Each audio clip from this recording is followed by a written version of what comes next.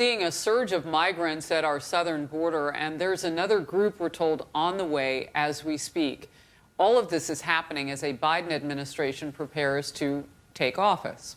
So the question is how will migrants around the world react to that softer, more welcoming approach? It's already happening.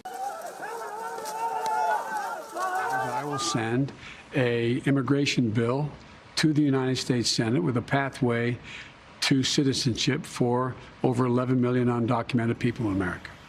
Well, there in his first TV interview since the election, President-elect Joe Biden prioritizing immigration. Joe Biden couldn't have said anything any worse than what he just said, because now he has created the perfect storm. What's going to happen on that border? Promising amnesty. And it's not 11 million. We've been talking 11, 12 million for a decade. Believe me, it's closer to 20 million. The border's going to be out of control. It's the worst thing he could have said. We're going to lose control of the border early next year. Okay.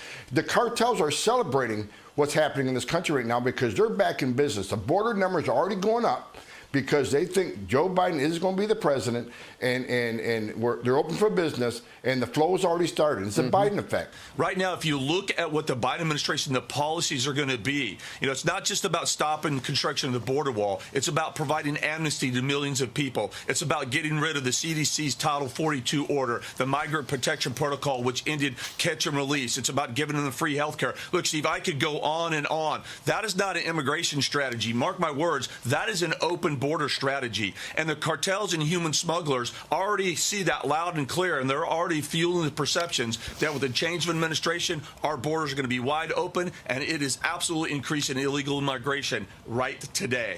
Well, I know that the numbers are that there is currently a little surge going on at the southern border, so let's see what happens. The Obama administration did fail to deliver immigration reform, which had been a key promise during the administration. It also presided over record deportations as well as family detentions at the border before changing course. So why should voters trust you with an immigration overhaul now?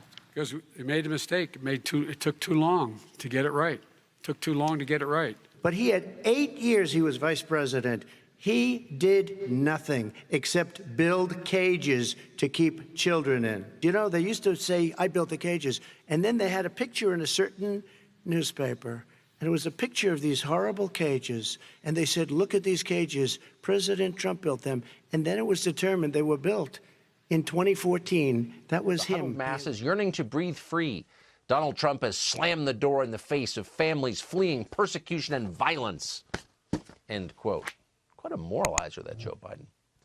Then just a few months ago, Biden vowed that when he becomes president, he'll admit 2 million poor immigrants overnight and then increase that number from there. Watch. We could afford to take in a heartbeat another 2 million people.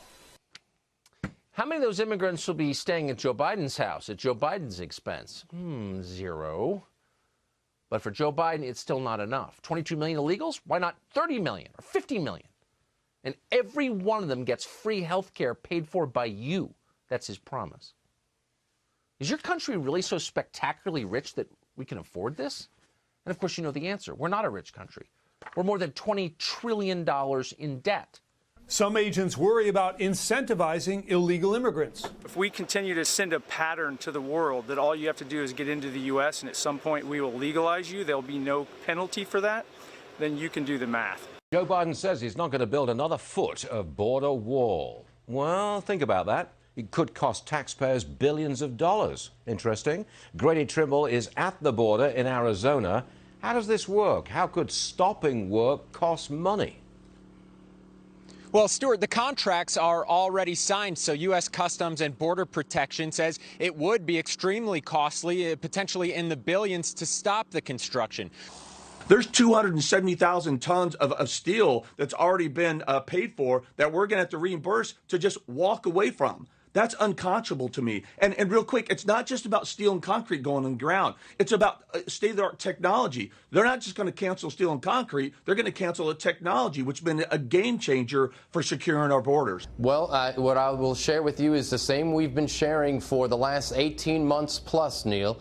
We've been sounding these alarm bells. We've been the ones who've been inviting the congressional delegations and their staffers down to our border facilities. We've been the ones up on Capitol Hill through congressional testimony. We've been the ones out here with yourself and your colleagues talking about the border crisis.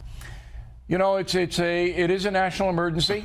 The Democratic Party doesn't care, and that sends a signal to people south of the border that, yeah, you know, we got an entire political party who wants us to sneak in. And that's the message that's being sent. Biden proposes legalizing 11 million undocumented immigrants and creating an office to assist them in finding health care, education, and employment. He favors sanctuary policies, ending the program to keep asylum seekers in Mexico, and wants to impose a 100-day moratorium on deportations. When that happens, it will quickly overrun our capacity to hold those people, and we'll be back in this situation.